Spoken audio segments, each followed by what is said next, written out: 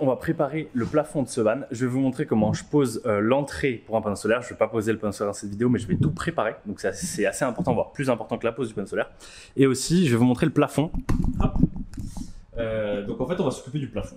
C'est-à-dire qu'on va poser les montants qui seront là, le long en fait, des renforts ici, qui vont nous permettre de fixer le plafond en bois. Et là-bas, au fond, à l'avant, je vais venir placer, je vais vous montrer, en fait, le petit passe-câble qui ressemble à ça, qui va venir permettre de passer les câbles du panneau solaire.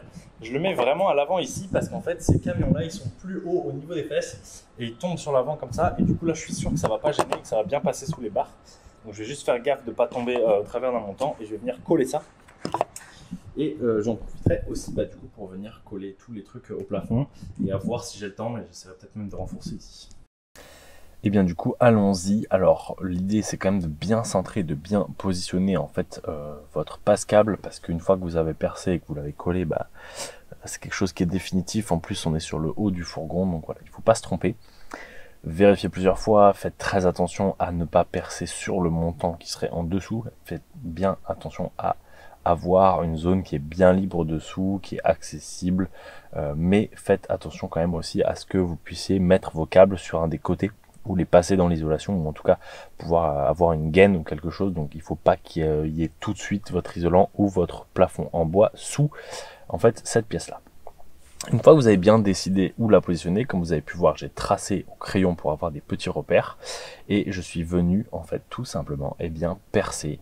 Je perce comme ça des deux côtés pour que le métal soit pas coupant, pour qu'il soit pas tranchant, et avoir cette espèce de petit champ qui est légèrement à 90 degrés, qui évite de sectionner les câbles, même si bien sûr je viendrai rajouter soit un peu de mastic, soit une petite protection autour, pour évidemment que le câble soit pas sectionné, puisqu'à cet endroit-là il y aura pas de gaine. Alors il faut savoir que les câbles des panneaux solaires souvent sont double gainés, donc bon, en théorie il y a de la marge, mais quand même on fait toujours bien attention à ce qu'il n'y ait pas de danger à ce niveau-là. Donc une fois que vous avez bien percé des deux côtés vos deux trous pour passer chaque câble, personnellement je perce pas plus que ça, je vois pas d'intérêt à percer plus. Donc voilà, je perce le minimum, et là je vais venir passer un grand coup d'aspirateur. Alors là, si vous voulez pas faire des petites traces de rouille sur votre peinture, il va falloir enlever avec votre aspirateur toutes les petites pièces, et je vous recommande pas d'utiliser un balai, parce que vous viendriez en fait faire frotter les petits bouts de métal sur la carrosserie. Donc voilà, j'utilise juste le petit embout en plastique, je prends vraiment mon temps et je viens retirer vraiment tous les petits bouts de métal qui ont sauté. Ça évite que ça fasse des traces de rouille sur la peinture. Donc une fois que vous avez fait tout ça bien correctement, on va toujours venir mettre un petit coup d'anti-rouille. En réalité, si vous mettez du mastic, c'est déjà bien protégé, mais bon, personnellement je remets toujours un petit coup d'anti-rouille. On est sûr que ça dure bien dans le temps, que c'est bien clean, bien propre. Ça permet d'être sûr que ça va pas bouger au fil des années. Donc voilà, ça ne prend que quelques minutes. Le seul problème, c'est qu'il faut laisser cet anti-rouille sécher, et éviter de venir le toucher tant qu'il est pas sec et qu'il met presque 48 heures à sécher, mais en tout cas sécher à fond. Mais bon, si vous le touchez pas et que vous collez par dessus, vous pouvez enchaîner. Donc avant d'aller plus loin, on va bien penser à venir tout resserrer les pièces, puisqu'elles seront plus accessibles une fois que ce sera collé. Donc ça, il va falloir vraiment les tanker, les serrer bien et vérifier que les joints sont bien calés dessous.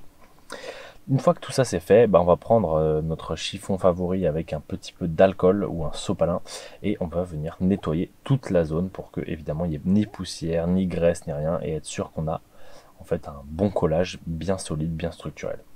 Quand ça c'est fait, vous allez pouvoir percer votre bonbonne de mastic avec une vis et venir la mettre dans votre pistolet à mastic.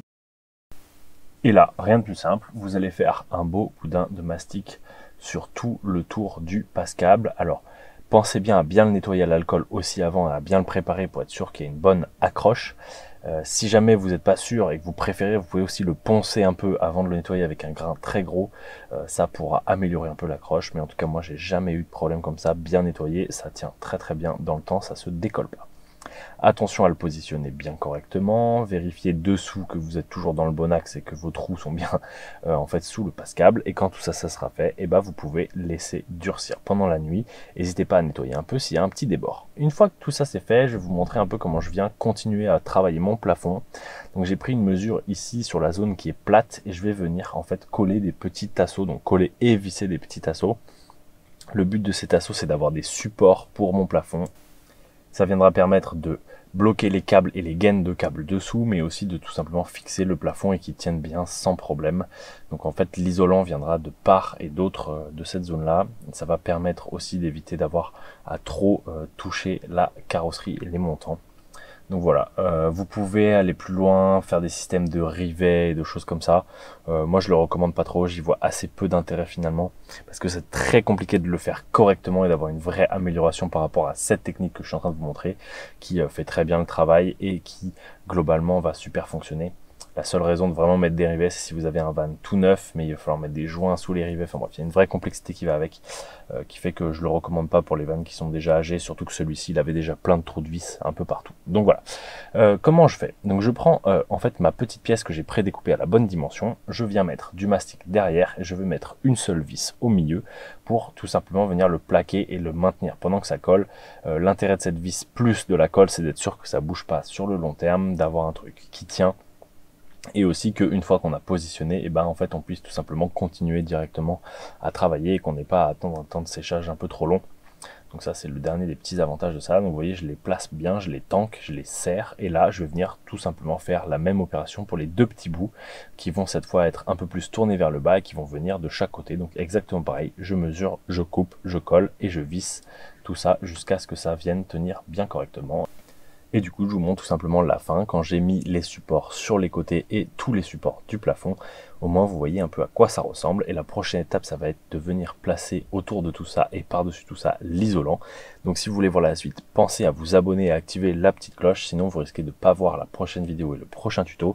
Comme d'habitude, tous les liens utiles sont dans la description et je vous dis à très bientôt dans une prochaine vidéo.